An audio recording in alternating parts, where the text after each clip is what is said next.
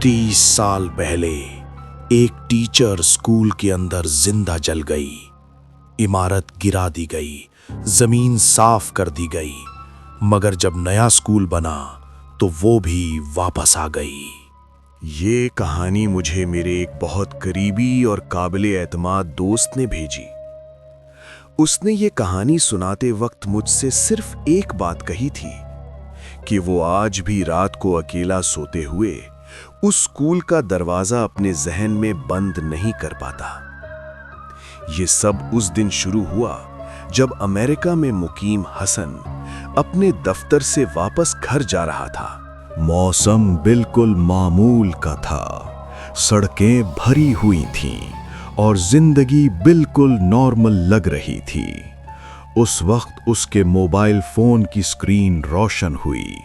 हसन ने नाम देखा और मुस्कुरा दिया। ये उसका बचपन का दोस्त था जिसके साथ उसने अपने स्कूल के दिन गुजारे थे। यार, मेरी शादी तय हो गई है और सुन, मैंने तेरा टिकट भी बुक करवा दिया है। तू नहीं आया ना तो मैं निकाह ही नहीं पढ़वाऊंगा। बस समझ ले, तेरा आना जरूरी है। क्या? शादी और टिकट भी बुक करवा दी? तू पागल हो गया क्या? हसन को जरा भी अंदाजा नहीं था कि ये मुस्कुराहट कुछ ही दिनों बाद उसके गले में अटकने वाली है। उस वक्त हसन के वालिदैन किसी और मुल्क में थे, इसीलिए उसने अकेले पाकिस्तान जाने का फैसला किया। उसने शॉपिंग की, नए कपड़े, तोहफे, जूते और शादी के लिए खास लिबास। उसे बताया गया था कि शादी सिंध के शहर खैरपुर के करीब एक कदीम नवाबी हवेली में होगी। संगीत, मेहंदी, निकाह और कम से कम 5 दिन का क़याम। मगर हसन नहीं जानता था कि ये 5 दिन उसकी जिंदगी के सबसे लंबे दिन बनने वाले हैं। जब जहाज पाकिस्तान में उतरा तो एयरपोर्ट पर उसे लेने के लिए 3 लोग मौजूद थे। सालों बाद मुलाकात हुई, सब कामयाब थे, सब खुशहाल लग रहे थे। गाड़ी जैसे जैसे शहर से बाहर निकली, रास्ते सुनसान होते गए। आखिरकार नवाब की कदीम हवेली सामने आ गई। ऊंची दीवारें, भारी लकड़ी का दरवाजा और एक अजीब सी खामोशी। गाड़ी से उतरते ही हसन ने एक लम्हे के लिए कदम रोक लिए। उसे महसूस हुआ जैसे ये हवेली सिर्फ शादी के लिए नहीं बल्कि किसी और चीज के इंतजार में है। संगीत बहुत शानदार था। कहकहे, ढोल, रोशनी, हर तरफ जश्न का माहौल था। मगर जैसे ही रात ढली, एक अजीब सी खामोशी छा गई। हवा में हल्की सी ठंडक थी और दूर कहीं कुत्ते के भौंकने की आवाज आ रही थी। इसी बात से गुफ्तगू का रुख उनके पुराने स्कूल की तरफ चला गया। हसन के दिल में अचानक एक अजीब सी सनसनी दौड़ गई। तुम लोगों को याद है हमारा पुराना स्कूल, उसके पीछे वो जला हुआ स्कूल? मैं जब छोटी थी तो मुझे वहां से डर लगता था। हाँ, मुझे याद है वो जगह।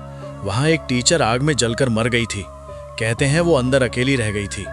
उस कमरे का दरवाजा आज तक किसी ने नहीं खोला।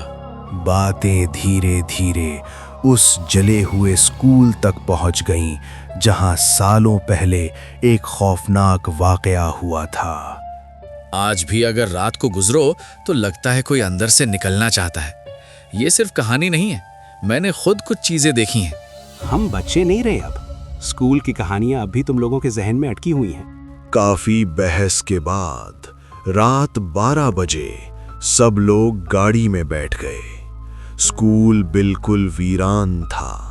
दीवारें जली हुई, गेट जंग-आलूद और फिजा में एक बोझ सा था। जैसे ही दरवाजा खुला, अंदर से ऐसी बदबू आई जैसे किसी चीज को जिंदा जला दिया गया हो। और फिर उसी लम्हे एक आवाज गूंजी, साफ, वाजे। अगले दिन मेहंदी थी। सब खुश थे, लेकिन सारा पूरा दिन नजर नहीं आई। रात को जब वो उसके कमरे में गए तो वो कांप रही थी। वो मेरे बिस्तर के पास खड़ी होती है, मेरे पीछे हंसती है। तुम लोग नहीं समझोगे, वो यही है, मैं अकेली नहीं हूँ, वो मेरे अंदर आ चुकी है। उसी रात वो बदबू वापस आई, वही हंसने की आवाज, वही सरगोशी, और फिर वो चीज अपनी पहचान सामने ले आई। बहुत मुश्किल से सब कुछ खत्म हुआ, शादी हो गई, मेहमान वापस चले गए और जिंदगियां अपनी राहों पर लौट आईं। मगर कहानी यहीं खत्म नहीं हुई।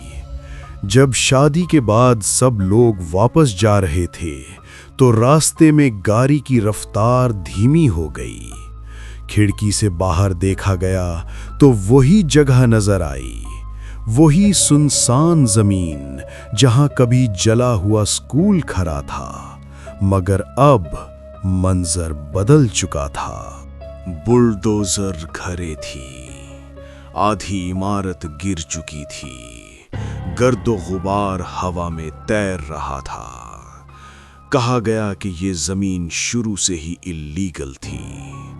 हुकूमत ने फैसला किया था कि यहाँ एक नया सरकारी स्कूल बनाया जाएगा। कुछ महीनों बाद पुराना स्कूल मुकम्मल तौर पर मिटा दिया गया।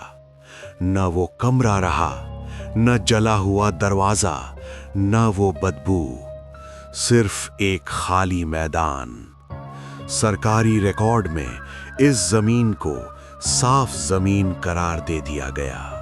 कंस्ट्रक्शन शुरू हुई, नया नक्शा बना और एक जदीद स्कूल तैयार होने लगा। मजदूर बताते थे कि रात को मशीन खुद बंद हो जाती थी, सीमेंट ठीक से जमता नहीं था और लोग बेवजह बीमार पड़ जाते थे। नया स्कूल मुकम्मल हो गया। सफेद दीवारें, चमकती खिड़कियां, नए बेंच और नया गेट। कुछ अरसे तक सब कुछ बिल्कुल नॉर्मल रहा। फिर धीरे धीरे चीजें बदलने लगीं और फिर एक सुबह स्कूल में शोर मच गया। एक बच्चा लापता हो चुका था। जब दरवाजा तोड़ा गया तो सच सामने आ चुका था। उसके चेहरे पर खौफ इस तरह जम चुका था जैसे उसने मरने से पहले कुछ ऐसा देख लिया हो जो नहीं देखना चाहिए था। इस वाकया के बाद पुराने लोग बोलने लगे। उन्होंने बताया कि ये नया स्कूल बिल्कुल उसी जगह बना है जहां कभी उस जलकर मरने वाली टीचर का कमरा था। जब ये खबर अमेरिका में हसन तक पहुंची तो उसने सिर्फ एक बात कही, हमने स्कूल तो तोड़ दिया था, मगर जिसे जलाया गया था उसे नहीं। वहां से हंसने की आवाज आती है और कोई नजर ना आने वाली चीज दरवाजा अंदर से पीटती है। कुछ जगहें नक्शों से मिटा दी जाती हैं, मगर हकीकत से नहीं।